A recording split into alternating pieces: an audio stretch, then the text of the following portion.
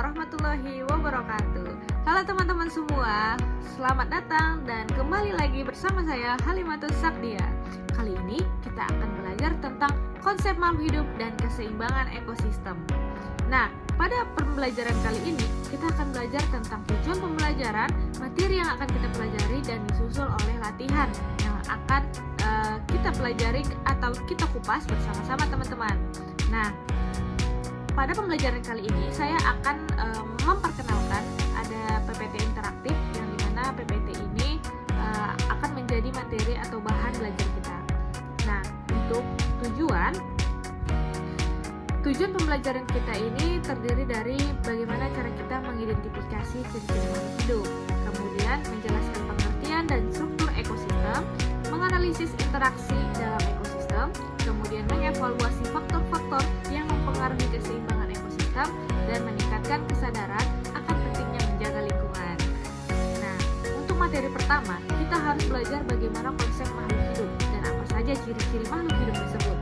Nah, makhluk hidup adalah organisme yang mempunyai kemampuan untuk bergerak, organisme yang memiliki kemampuan menjalankan proses kehidupan. Jadi, dapat disimpulkan bahwa makhluk hidup ini adalah bagian dari sebuah prosedur proses kehidupan. Ciri-ciri makhluk hidup sendiri terdiri dari 8 teman-teman. Yang pertama, respirasi atau pernapasan, kemudian nutrisi, memperoleh makanan, ada ekskresi, mengeluarkan limbah, dan iritabilitas, sensitif terhadap rangsangan. Kemudian nomor 5 ada reproduksi, pertumbuhan dan perkembangan, kemudian bergerak, dan terakhir ke-8 adalah adaptasi terhadap lingkungan. Jadi untuk makhluk hidup ini, semua yang ada di muka bumi ini ketika memiliki 8 ciri-ciri tersebut, maka itu dapat disimpulkan sebagai makhluk hidup. Teman-teman sekalian bisa lihat di sini ada gambar makhluk hidup, ada ikan hiu, ada kepiting, ada kura-kura dan lain sebagainya. Nah, klasifikasi makhluk hidup sendiri itu terdiri dari 5 induk.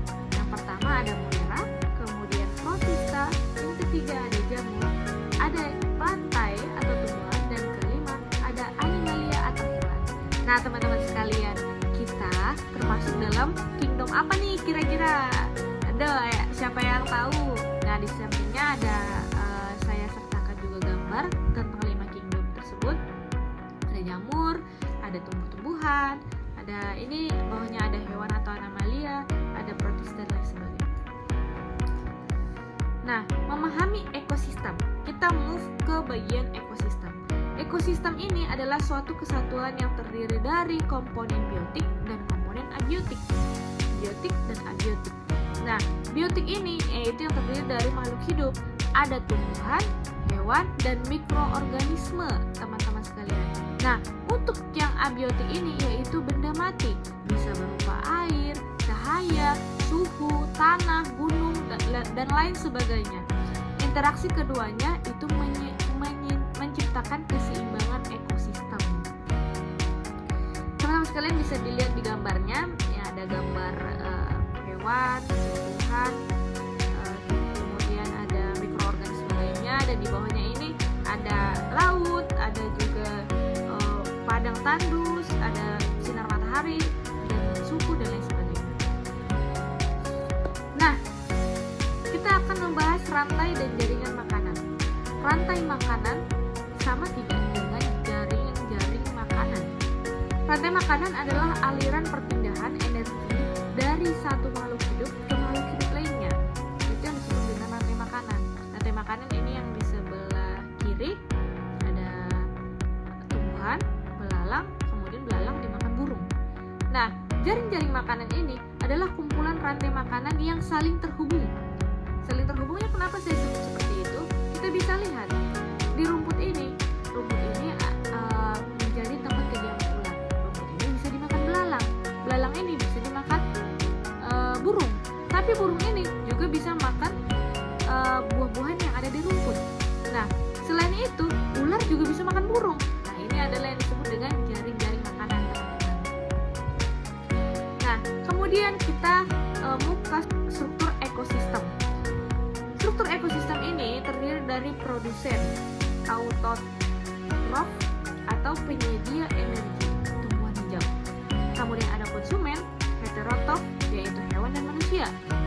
ada pengurai. Pengurai itu yang jelas adalah jamur dan bakteri. Nah, di sampingnya ini ada saya buatkan konsep energi mengalir dari matahari ke produsen, kemudian konsumen, kemudian mati dan akan terjadi penguraian oleh cacing. Nah, jenis-jenis ekosistem. Ekosistem itu ada 3. Yang pertama ada ekosistem darat, ekosistem perairan, dan ekosistem buatan. Ekosistem darat ini yang terdiri dari hutan, padang rumput, gurun, kemudian segala sesuatu kehidupan yang ada di darat. Ekosistem perairan. Ekosistem perairan ini berupa air tawar, bisa air sungai, bisa apalagi air laut, air danau, terumbu karang. Terumbu karang juga ekosistem karena tempat makhluk hidup untuk melanjutkan proses kehidupan. Nah, kemudian ada ekosistem buatan. Ekosistem buatan ini seperti sawah, kebun, waduk, akuarium juga termasuk. Nah, kenapa hal ini dikatakan ekosistem buatan? Karena ada campur tangannya manusia untuk membuat proses sebuah ekosistem kehidupan makhluk hidup di dalamnya. Seperti itu, teman-teman. Nah, kita akan membahas tentang interaksi makhluk hidup. Interaksi makhluk hidup itu ada yang namanya simbiosis mutualisme. Simbiosis mutualisme ini adalah hubungan antara dua makhluk hidup atau lebih yang saling menguntungkan satu sama lain.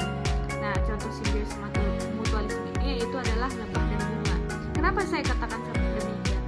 Ketika lebah hinggap di bunga, maka lebah berusaha untuk memenuhi kebutuhannya dengan menyerap sari-sari bunga. Dia akan tumbuh, dia akan bereproduksi dengan mengisap sari-sari yang ada di bunga. Sedangkan bunga memiliki keuntungan dari dihisapnya oleh lebah. Kenapa demikian? Karena dia akan mengalami proses perkawinan. Nah, ketika dia dihinggapi oleh lebah, maka adalah proses pembuahan dan penyerbukan pada bunga. Dan akhirnya bunga pun bisa berkembang biak seperti itu. Nah, interaksi selanjutnya ada simbiosis parasitisme.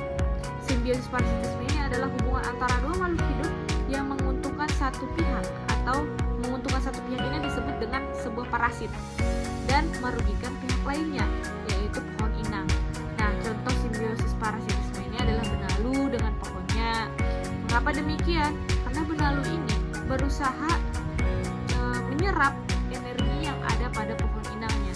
Dia menyerap, dia makan, dia tumbuh dari pohon inangnya. Sedangkan pohon inangnya sendiri yang berusaha tumbuh dan memproses makanan itu tidak memiliki proses makanan yang cukup untuk disalurkan ke bagian tumbuhan lainnya. Karena kenapa? Karena di tengah-tengah sudah diserap oleh benalu yang ada. Seperti itu. Kemudian terakhir ada simbiosis komensalisme. Simbiosis komensalisme ini adalah hubungan antara dua makhluk hidup di mana satu pihak diuntungkan, sedangkan pihak lain itu tidak dirugikan, tidak merasa rugi sama sekali. Contohnya adalah ikan remora dan ikan hiu. Nah, teman-teman di sini saya kasih contoh ikan remora dan ikan hiu ini menempel. Ikan remora ini menempel pada tubuhnya si ikan hiu, yaitu untuk memakan sisa makanan yang ada di ikan hiu. Tapi sebenarnya si ikan hiu ini tidak merasa dirugikan, tidak mendapatkan untung juga, tidak mendapatkan rugi. Jadi yang hanya diuntungkan adalah ikan remora ini untuk mencari makan. Nah, kemudian kita akan membahas tentang predasi. Predasi itu predator dan mangsa. Predasi adalah interaksi di mana satu organisme, predator menangkap dan memakan organisme lain, yaitu mangsa. Contohnya ini singa sebagai predator, kemudian mangsa zebra sebagai mangsanya. Hubungan dengan struktur komunitas dan dinamika populasi. Struktur komunitas ditentukan oleh siapa yang menjadi predator, mangsa, dan bagaimana mereka saling bersaing untuk mendapatkan makanan pastinya. Selain itu untuk bertahan hidup. Dinamika populasi berubah-ubah tergantung pada tingkat kelahiran, kematian, migrasi, dan integrasi seperti predasi dan persaingan. Nah, pada gambar di sampingnya ini saya telah membuat sebuah peta konsep lah istilahnya, hubungan tentang struktur komunitas dan dinamika populasi.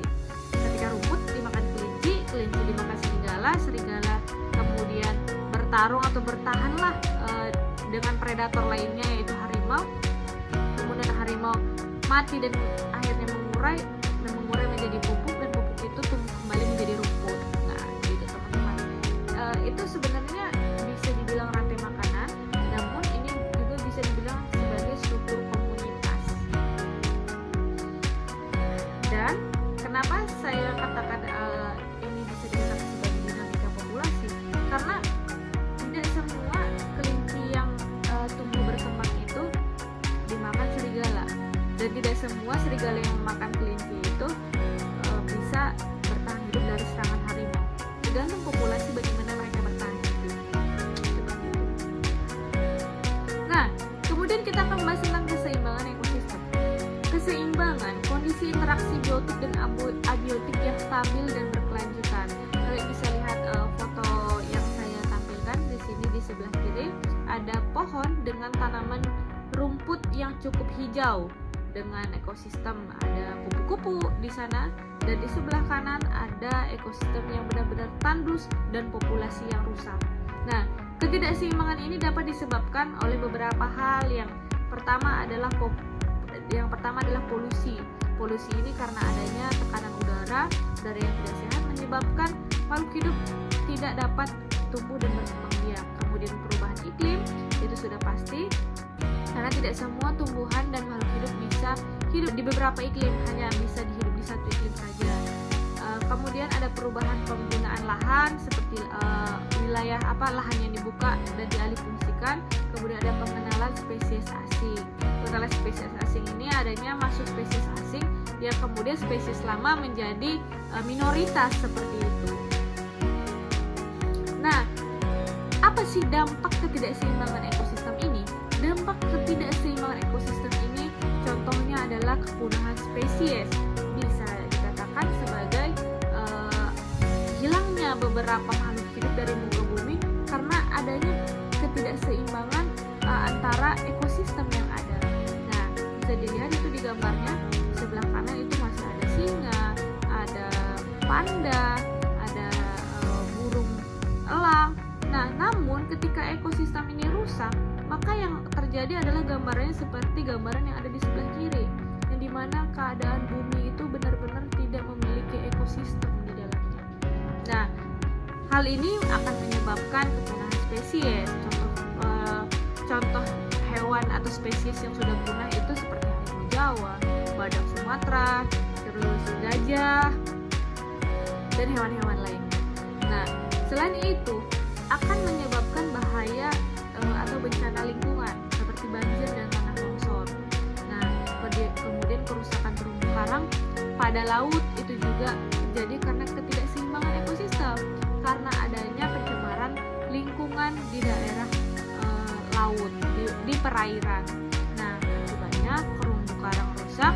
Ketika terumbu karang rusak, hewan-hewan yang habitatnya di terumbu karang akan mengalami kepunahan spesies, kepunahan populasi. Nah, penyebaran hama dan penyakit ini sudah pasti karena adanya iklim yang tidak sehat akan menyebabkan rentannya manusia, rentannya makhluk hidup terhadap berbagai penyakit dan hama. Nah, lalu bagaimana upaya kita untuk menjaga keseimbangan ekosistem? Yaitu pertama dengan rebusasi atau penghijauan. Rebusasi atau penghijauan ini sangat perlu ya. Dengan langkah awal adalah mulai memperhatikan tumbuhan-tumbuhan di sekitar kita dengan menanam hijau-hijauan atau tumbuh-tumbuhan yang dapat menyerap polusi. Nah, kemudian pendidikan dan kampanye lingkungan. Kita perlu pengelolaan limbah berkelanjutan agar limbah kita tidak hanya menjadi hama atau menjadi pengrusak lingkungan. Kemudian perlindungan flora dan fauna, apalagi bagi spesies langka. Dan terakhir, mengurangi penggunaan bahan kimia. Sebagai kesimpulan, pada pembelajaran kita kali ini, makhluk hidup itu saling bergantung dan mempengaruhi satu sama lain. Ekosistem adalah sistem yang dinamis. Keseimbangan ekosistem penting bagi kelangsungan semua makhluk hidup, teman-teman. Manusia itu memegang peranan penting dalam menjaga kelestarian dan keseimbangan ekosistem. Karena Kalau bukan kita, siapa lagi? Ya kan? Nah, oleh karena itu, setelah menyimpulkan kesimpulan pembelajaran kita, maka sharing kepada teman-teman untuk memecahkan persoalan-persoalan dan latihan pada pembelajaran dengan PPT interaktif kita pada kali ini. Sebelumnya, saya memberikan quotes bahwa alam yang lestari adalah sumber hidup abadi. Harmoni dengan bumi adalah kunci masa depan yang sejati. Oke teman-teman, saya Halimah Saktia pamit undur diri. Wassalamualaikum warahmatullahi wabarakatuh.